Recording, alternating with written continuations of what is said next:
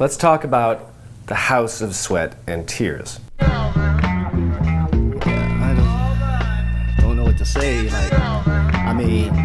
House of Sweat and Tears was a challenge.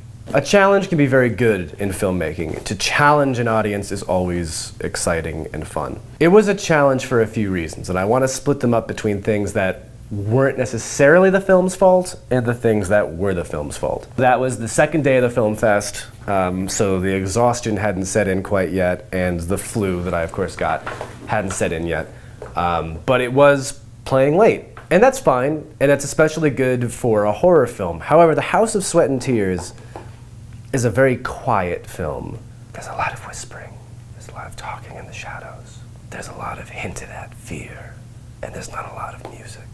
So first off, playing a very soft and quiet movie at 10:15 at night, especially that isn't really that scary, it's tough to stay engaged and be awake for it. It was sort of marketed from what I saw as a very odd horror film. It involves what appears to be a cult, both men and women living sort of under the rule of this old abusive lady who requires them to spill their own blood and experience pain to showcase their love for Jesus. And that can be a really interesting premise. The film tries so hard to be interesting, and yet almost every decision in the film kind of defeats that attempt. It tries to be interesting in the sense that it really forces you to ask, what's real, what's not real, what changes are these characters undergoing. And I will say, to its credit, the film has a lot of changed perspectives. You follow a lot of different characters, but at no point do any of those characters really become familiar or interesting. So let's talk about horror. Horror is very near and dear to my heart. Horror, to me, is something that makes the audience feel either A, genuinely uncomfortable in terms of being frightened, that perhaps they're even in danger. Something that leaves a mark on you so that when you leave the theater you go, oh my God, that could happen to me. Even if it's dumb, even if it's just a ghost, that can be scary. The other element of this is horror is when you fear for the safety and well-being of the characters. And you know that they're characters, but you are so invested in them as people that you don't want to see harm or tragedy befall them. That's a very powerful technique of horror. And it's why, to me, a film like Halloween is a horror film, whereas, a later film in Friday the 13th is an action film or a comedy, because you're rooting for Jason, or you're rooting against the characters that Jason is killing. And that's not really scary to me. That's voyeurism. The House of Sweat and Tears doesn't give you any characters to empathize with, doesn't really give you any characters that you can care about. And it's also just a deeply, deeply cynical film. All of the characters are either beat up, or are just lost, or are sad, and there's no idea of hope or escape. And again, as with a lot of films, you can sit down and you can analyze them and debate them with friends and family and try to figure out, what is the deeper metaphor they were really going for. Some films beg you to do that, and some films leave you with so little you feel like, well, you have to do that because there's no way the film is just that vapid.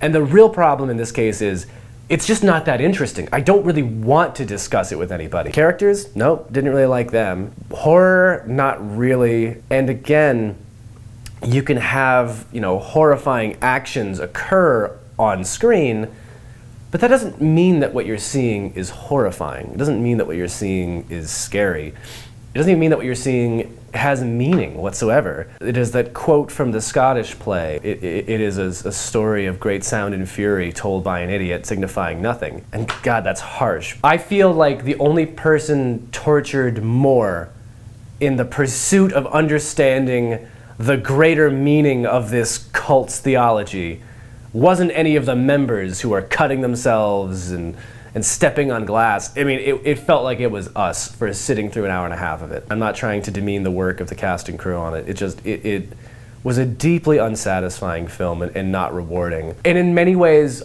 I felt like my complaints with it echoed what other people had been saying about, for instance, a film like Mother, which I really enjoyed. Cue the hate mail. I thought Mother was an interesting film. I thought it was a weird film. I understand why it's not everybody's cup of tea, and I don't think that anybody should say it's misunderstood.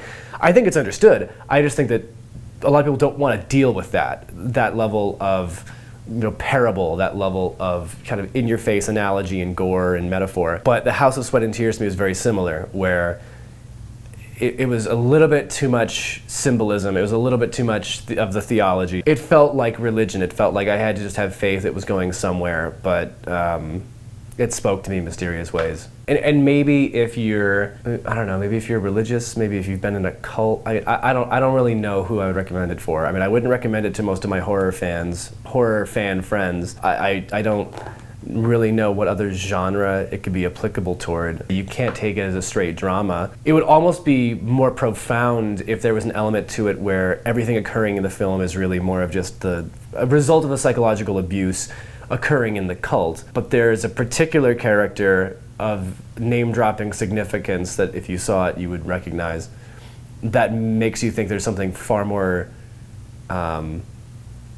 meaningful occurring. I'm glad that I saw it. It was very different. It was, in some ways, it was visually interesting. I liked the lack of music. I liked kind of, I mean, again, many of the things I didn't like about it, maybe I'm a hypocrite, because I liked about, for instance, Roma. They were kind of like long shots with no dramatization, where it kind of forced you to deal with certain actions and events. The difference is Roma had these things occur with characters you really could get behind and you empathized with.